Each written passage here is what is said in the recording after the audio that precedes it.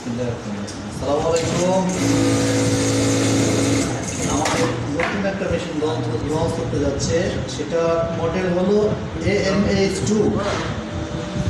এই মেশিনটা বিশেষত্ব হলো আদার্স ব্র্যান্ড থেকে যে ডিফারেন্সটা সেটা হলো এই যে নেম করার সময় বা যে কোনো ডিপ ফেব্রিক্স তৈরি করার সময় আমরা যে সমস্যাটা সম্মুখীন হই, এখানে জাম স্টিল, স্টিল স্টিল, ভোক্তেল স্টিল, বিভিন্ন ধরনের প্রতিবন্ধকতার সৃষ্টি হয়।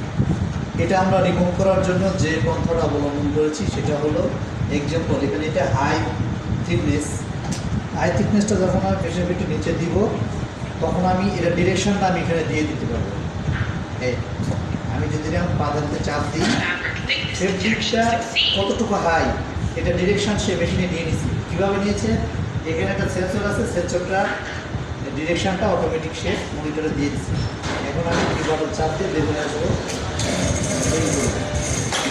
এখন সব জায়গায় সমান লেয়ার, এখানে মোটা, এই মোটা জায়গায় সে অটোমেটিক প্রেশার ফিট হাই হয়ে যাচ্ছে, জ্যাম স্টিচ বা স্কিন স্টিচ করবে না।